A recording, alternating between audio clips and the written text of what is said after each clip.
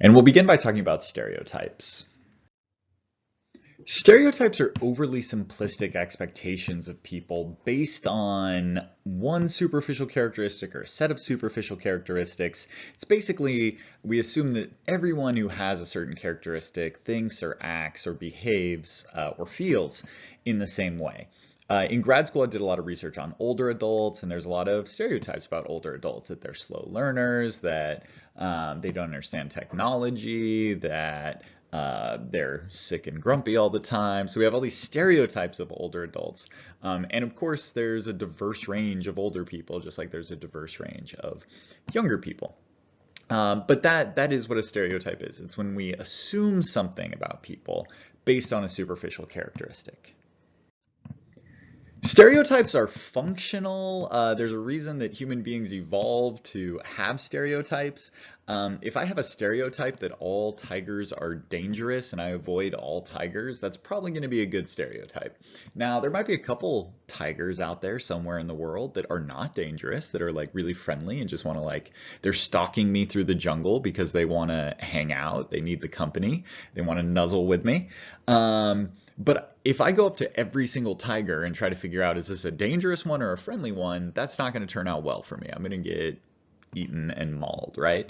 And so in our evolutionary past, and even still today, stereotypes make sense in a lot of situations and for a lot of reasons.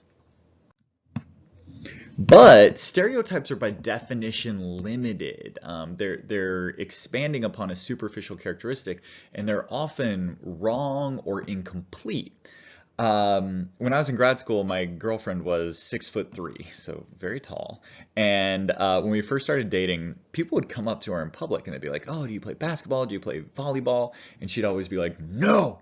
And she'd be really rude to him. And I was like, "Why are you being so mean?" And she'd be like, "I hate those people."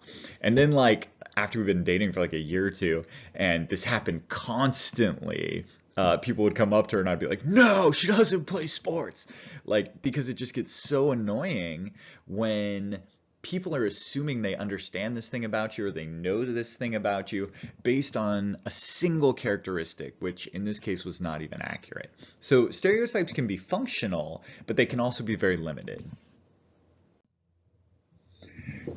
The problem with stereotypes, or one of the many problems with stereotypes, is that they strongly influence our ability to experience empathy. So when we're talking about making social connections, influencing people, persuading people, giving people feedback, these are all at some level based on empathy and understanding the emotions of other people. And stereotypes, by putting other people into a category that is usually separate from your own, right? That a stereotype is a characteristic that makes you distinctly different from me in some way, that impairs my ability to connect to you as another human being.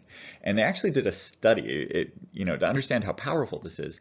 They did a study with first-year medical residency students. And so these are people that are educated, they're diverse, they're probably most of them are probably liberal-minded people. And these people reported on a survey that Black people experience less pain than white people, that Black people don't feel pain in the same way that white people do. And so here you have a population of educated people, intelligent people, and their stereotype about Black people has actually impaired their ability to empathize with them, right? That they are this other that doesn't experience the world like I do.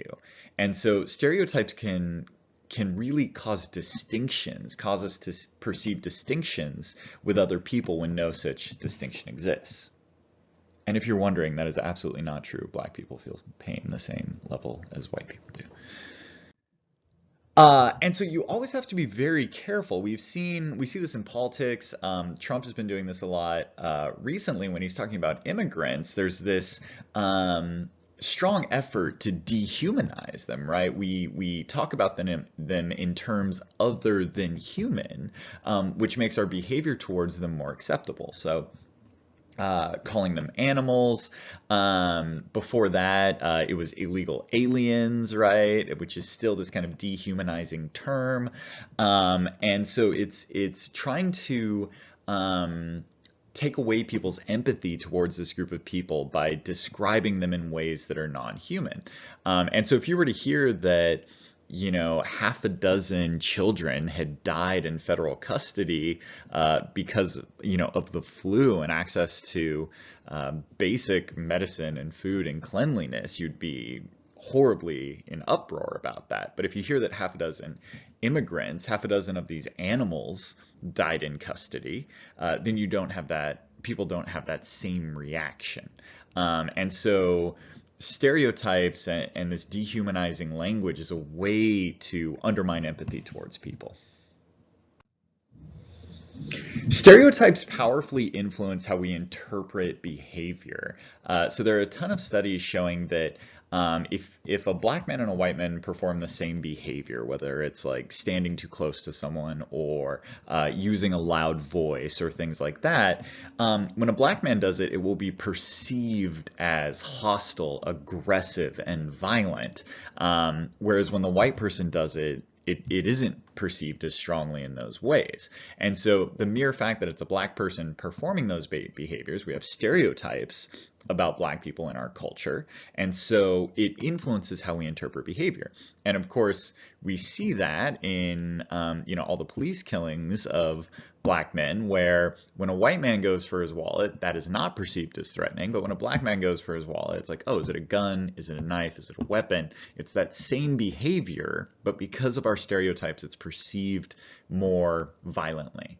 And so there's a strong influence on how we interpret other people's behavior based on our stereotypes of them. We also judge people by the extent to which their stereotype aligns with whatever role they're in.